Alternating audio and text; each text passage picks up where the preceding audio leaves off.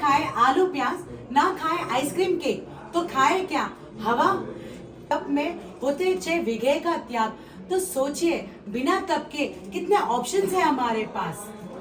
एक आपके सामने है 2 व्यंजन, एक है मिठाई जो पासी है और अभक्ष है, और एक तरफ है शुद्ध सात्विक भोजन जो जस्ट बना हुआ है। आप और आपकी नजर जाती है मिठाई पे, मन करता है मिठाई खाओ, नजर जाती है उसके पास पड़ी एक शीशी जो जहर की है। आप डाउट में हो जहर है या नहीं, तो आप फिर रिस्क लेना नहीं चाहते, मन कहता है जाने दे जहर वाला मिठाई, हम खा लेते हैं सात्विक भोजन।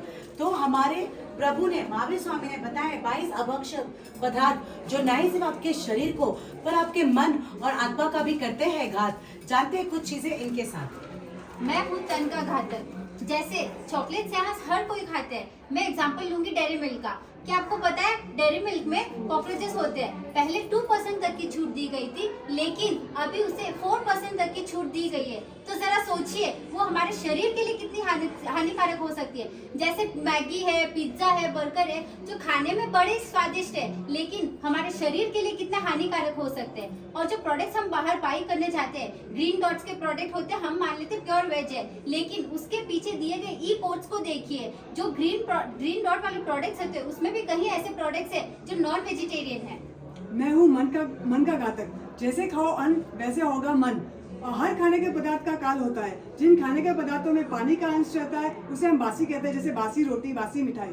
तुच्छ फल जो खाने योग्य कम और फेंकने योग्य ज्यादा, जैसे हम लोग खाते हैं सीताफल, बोर, जामुन, सारे तुच्छ फल है। बहुबीज जो फलों और बीजों के बीच अंतर ना हो, जैसे अंजीर बहुबीज है, बैंगन बहुबीज है। बैंगन खाने से तन और मन दोनों बिगड़ता है। और कच्चे पानी और बर्फ से बनी हुई आइसक्रीम बहुत मजे से खाते हैं, वो भी अभक्ष हैं। वेज नॉन वेज होटल्स में एक साथ, तो जो जहाँ पे वेज और नॉन वेज एक साथ परोसा जाए, तो क्या आप श्योर हैं कि आप जिस होटल में जा रहे हैं वहाँ पे आपको सिर्फ वेज ही परोसा जा रहा है। तो आजकल मंदिर का एक बहुत चलन चला है, जिस मंदिर के प्रसाद में नॉनवेज आ रहा है, तो मंदिर के प्रसाद में जब नॉनवेज मिल सकता है तो होटल्स में नॉनवेज सिर्फ वेज मिलेगा, ये क्या श्योरिटी है। मैं हूँ आत्मा का घातक। और आप सबको तो पता ही है, आत्मा को नर्क में लेके जाने के लिए हाईवे है रात्रि भोजन। और आप सबको तो पता ही है कि हमारे धर्म में रात्रि भोजन करने से हम डायरेक्ट नरक में जाते हैं। और रात्रि भोजन करने से ना ही सिर्फ हमारी आत्मा, हमारी जो बॉडी होती है वो हॉस्पिटलाइज होती है, तो रात्रि भोजन करने से ना ही हमारी आत्मा को और हमारे शरीर को भी अच्छा नहीं है। आपका प्राप्त सिर्फ एक मंत्र में आपने जो में आपने देखा, तो आप अगर मैंने फॉलो करो, मेरी आराधना साधना करो तो आपने भी वे 8 प्रकार की सिद्धियाँ प्राप्त नहीं से बिना अलग अलग नाम है, हरिनाम, महिमा, गरिमा वगैरह। तो इनमें जो आपने ताप्ती करने में, ताप्ती में सिद्धि जो प्राप्त है, आपको शरीर रबरा जो आपको पूरा फोल्ड कर सकते हो, जो स्त्री में बताया ना, जैसे जीभ लंबी कर, आप भी आप हाथ लंबा कर सको, आप जीभ लंबी कर सको, आप पाँव लंबा कर सको। आज सिद्धि आपकी प्राप्ति से आपकी सिद्धि, आज सिद्धि भी आप प्राप्त कर सको। अच्छा, दुनिया में कितना वंडर्स है? 7, लेकिन 7 वंडर्स पाँचों क्रिएट नहीं कर सके, वंडर्स है। आज चीज़ें तो वापस 7 वंडर्स भी बनती है, अच्छा भी बन सके, लेकिन मैं वंडर्स नहीं, आप वंडर्स मानो, मैं वंडर्स नहीं। वंडर्स तो किने बोले जो मोटो त्याग की दौड़ है, जैसे शक्ति हैवी त्याग जो की दौड़ है, साधु आज हमारे पास सब बड़ा रिच फैमिली में भी आड़ा है वगैरह, तो कतरे चीज़ें त्याग करना है ना। अच्छा, जैन धर्म की ना आ गलत धारणा अपना तो अपना ही है, अपना नहीं है, जो फॉलो करे बिनो है।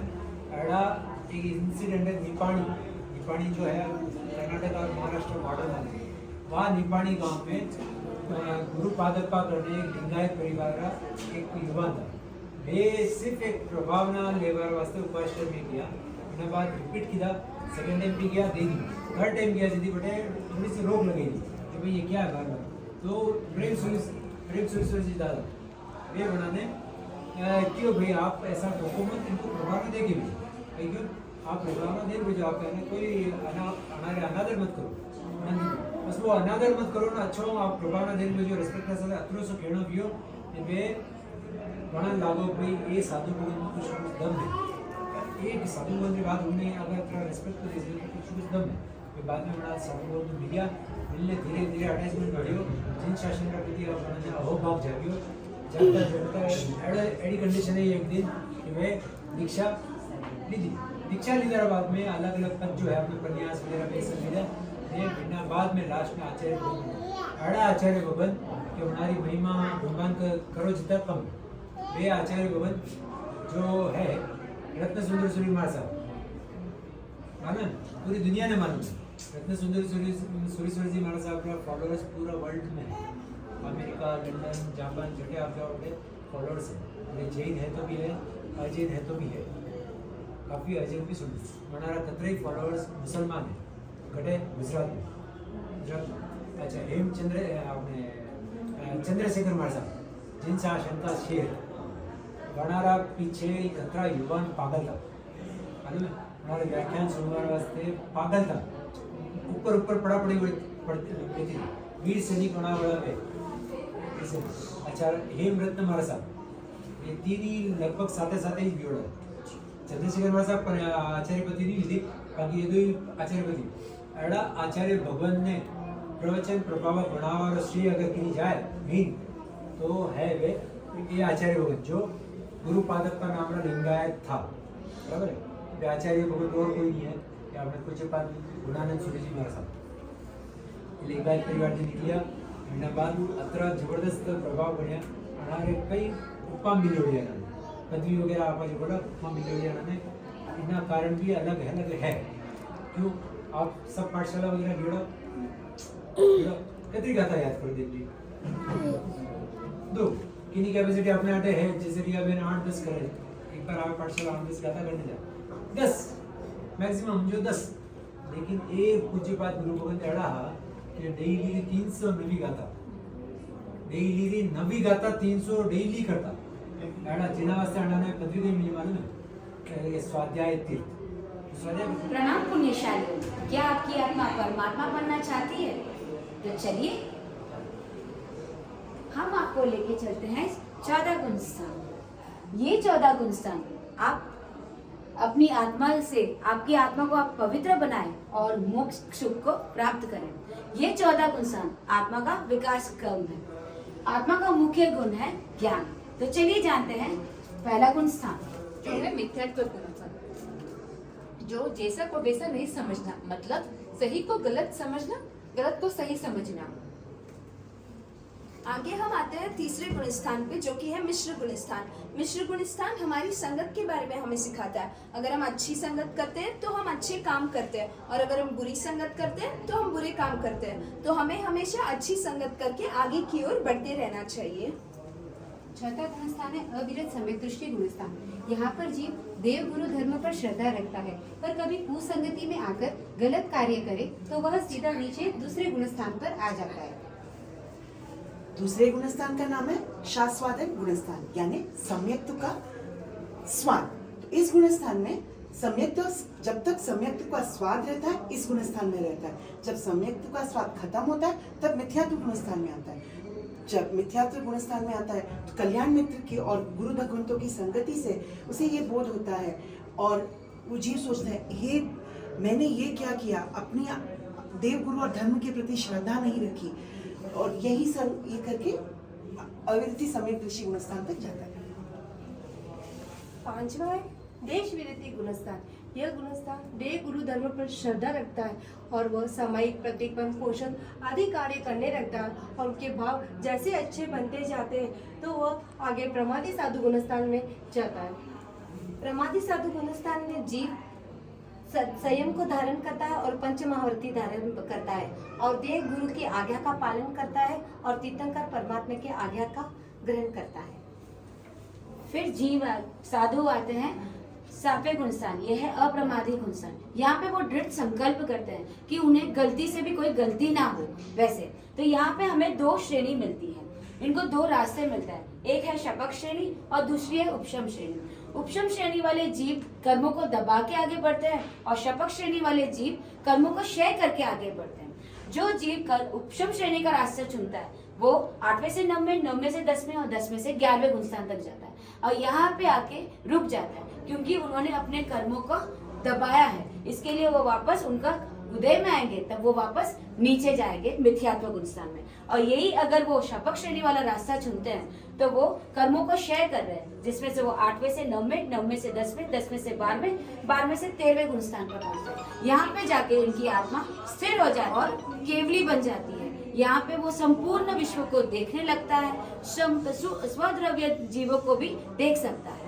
और यहाँ से जीव जाता है 14वें गुणस्थान पे, वो है मतलब अभी उन्होंने मतलब ना शरीर को ही त्याग कर लिया है और वो अंतिम सुख यानी कि आत्मिक सुख मोक्ष गति को प्राप्त करता है।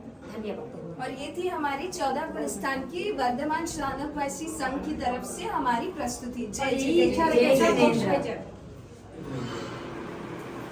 क्या हम सही में मून के ऊपर गए थे? क्या was Neil Armstrong really the first person to land on the moon? इसके बारे में हम आज चर्चा करने वाले हैं। तो ऑफिशियल स्टोरी जो हमें बताया जाता है हमारे स्कूल में, हमारे बचपन से यही पढ़ा जाता है कि 1969 में नील आर्मस्ट्रॉन्ग और उसके साथी मून के ऊपर गए थे। उसका पूरा लाइव ब्रॉडकास्ट भी किया गया था और वो एक बहुत बड़ी ह्यूमन रेस के लिए बहुत बड़ी डिस्कवरी भी थी, साइंटिफिक डिस्कवरी थी और बहुत सारे एविडेंस मिले, बहुत सारे सैंपल्स मिले जिससे पता चलता है कि ये फेक मिशन ही था। तो इसकी एक पहले बैक स्टोरी समझते हैं कि वो सिचुएशन क्या रही थी कि जिनके वजह से इनको ये फेक मिशन करना पड़ा। तब एक्चुअली अमेरिका और रशिया के बीच में एक कोल्ड वॉर चल रहा था, मतलब कि इधर बिना वेपन्स या किसी के ऐसी बातों में लड़ाई चल रही थी। तो एक दूसरे को थोड़ा ऊंचा बताने के लिए ऐसा कुछ करना चाहिए था जो इम्पॉसिबल था, जैसे मून पे पहला इंसान जाते हुए। तो उस लाइव ब्रॉडकास्ट में हमने ये 4 इम्पोर्टेंट पॉइंट निकाले हैं, जिसका एक्सटेंडेड वर्जन का क्यूआर कोड हमने बाहर रखा है। तो फर्स्ट है व्हीलिंग टैग। ये हमें बताते हैं कि मून पे हवा है ही नहीं, तो उसके बिना अगर कोई भी फ्लैग हो वो लहरा नहीं सकता।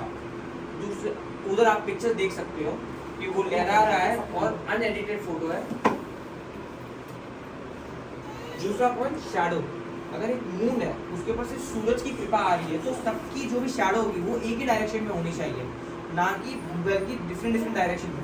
और जब इनके सब साथी सब खड़े हुए थे सबकी अलग अलग डायरेक्शन में शैडो दिख रही थी। इसका मतलब क्या है कि एक मूवी सेट जब होता है, मल्टीपल लाइटिंग जब डालते हैं तो अलग अलग जगह पे वो शैडोज दिख जाती है।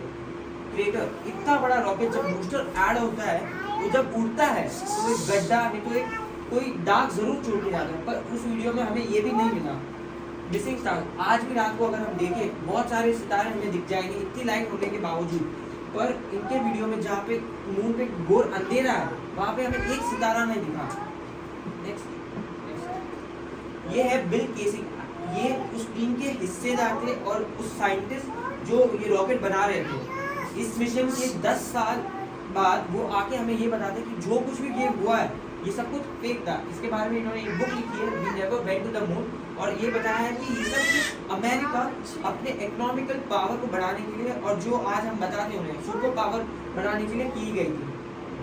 अगर हम मान भी लेते हैं कि जो भी एविडेंस है वो सब झूठ है, तो आप सोच रहे होंगे कि ये सब जब किया गया था ये कहाँ किया गया था और हमें अभी तक पता भी नहीं चला कि कहाँ किया गया था। ये एरिया 51 नाम की एक जगह है अमेरिका में जो एक बड़ा सा रेगिस्तान के बीच में है और ये मिलिट्री के कंट्रोल में कि हमें उधर अगर आम लोग जाए तो उधर आने की जरूरत मतलब शूट एट साइड का ऑर्डर है कि वो हमें मार सकते हैं बिना किसी वार्निंग के, बिना किसी क्वेश्चंस के। तो ये एक्चुअली प्रोटेक्ट क्या कर रहे हैं कि अगर हम जाए तो हमें उधर एविडेंस मिल जाएगा कि जो भी ये 1970s में ये मिशन लैंडिंग का हुआ है वो सब कुछ फेक था। तो इससे हमें ये है कैप्रिकॉर्न 1।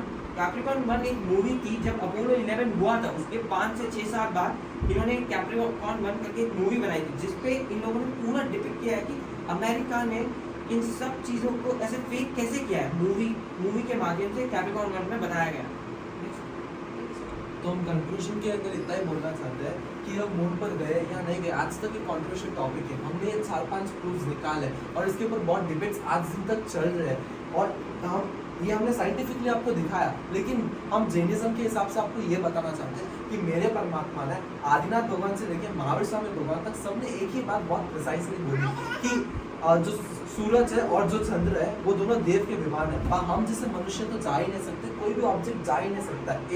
एक और एक जम्बूद्वीप है, जम्बूद्वीप के अंदर एक लेयर है, उसके बाद मून है, तो हम जो मनुष्य है उस लेयर को क्रॉस ही नहीं कर सकते, तो मून तक पहुंचना अपने संभव में नहीं है, अपने ऊपर शक्ति नहीं है, ऐसे अपने परमात्मा ने हमको बोला है। लेकिन हमको हमारे परमात्मा के शब्दों पर इतनी जो श्रद्धा रहनी चाहिए उतनी नहीं थी, इसलिए हम ये सब मानने लगे और उसके कारण से अपनी श्रद्धा टूटती गई।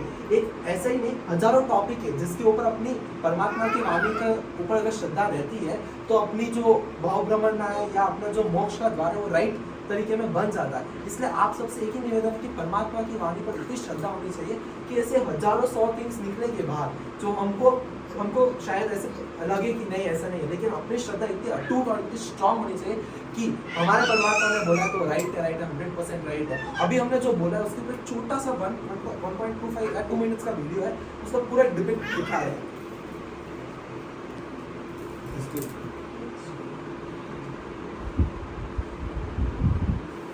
ये लाइव टेलीकास्ट वीडियोस है और 1960s का video. More closely, he was shocked to find several inconsistencies. Deasing observed that despite the clarity of deep space, the stars were missing from the black lunar sky. He saw the American flag waving, even though there is no air on the moon. And he discovered that there was no blast crater beneath the lunar lander. ये इसमें दिखाया कि उन्होंने जो land किया है नीचे एक भी दाग नहीं है, एक भी कुछ भी खड्डा नहीं है, ना ब्लैक स्पॉट्स है, कुछ भी नहीं है, तो और पूरा क्लियर दिख रहा है। Deasing theorizes that the lunar landings were actually filmed in Nevada's high desert, at the top secret military base known as Area 51. Area 51 is one of the most heavily guarded facilities in the United States. If you went in and tried to get some information, जिसने rocket launch किया है, rocket में scientist रह चुके हैं और इन्होंने 7-8 साल बाद में पूरा एविडेंस के साथ बुक भी लिखा है, we never went to moon. you'd be shot and killed without any warning. Russian spy satellite photos of Area 51 reveal not only a series of hangars that resemble movie sound stages, but also barren moon-like areas which coincidentally are covered with craters. Compare this photo of a lunar crater allegedly taken from the moon's orbit by Apollo 10. इसमें ये live telecast का photo है जो moon पे उन्होंने लिया था, और ये फोटो एरिया 51 में लिया था। रशिया ने एक सैटेलाइट भेजा था एरिया 51 में ताकि उनको मालूम पड़े उधर की सच्चा उधर क्या चल रहा है, क्यों नहीं आने दे रहे, ताकि उनका एविडेंस मिले। ऐसा एक फोटो नहीं, अनेक फोटोज है जिससे हम प्रूव कर सकते हैं एविडेंस की तरह। सेम टू सेम फोटोज हमको यहाँ दिख रहा है। Over crater at Area 51. Isn't Area 51 so heavily guarded?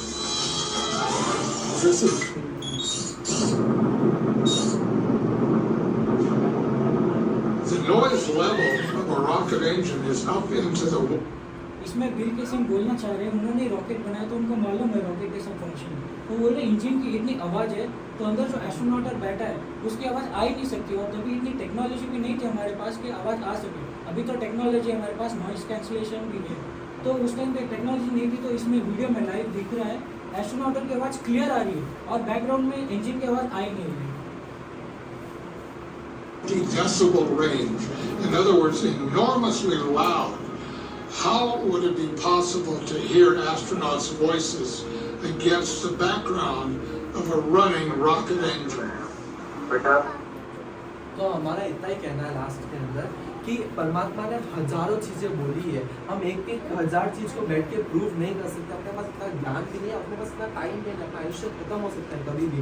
इसलिए अपन को बहुत प्रिसाइसली मानना है कि परमात्मा ने जो बोला वो राइट, एकदम श्रद्धा से अटूट रखना है और उसके ऊपर हमको अमल करना है। प्लस छोटा सा एग्जाम्पल, खिचड़ी रहती है ना, अभी खिचड़ी कभी भी हम बनाते हैं तो उसको कैसे पता चलता है पकी या नहीं पकी, हम 1-2 दाने मैक्सिमम 10 दानों से मालूम पड़ जाता है कि खिचड़ी पक गई है, और उनको ना एक दाने को चेक करेंगे। एग्जैक्टली वैसे ही परमात्मा ने हजारों चीजें बोली अपन को अपने डे टू डे लाइफ के अंदर करने जैसे और नहीं करने जैसे, इसलिए हम एक चीज को बैठ के प्रूव करने से अपने पास टाइम और ज्ञान भी नहीं है। इसलिए जो भी परमात्मा ने बोला है उसको हम सबको अमल करना है, उसके ऊपर हमको मानना है।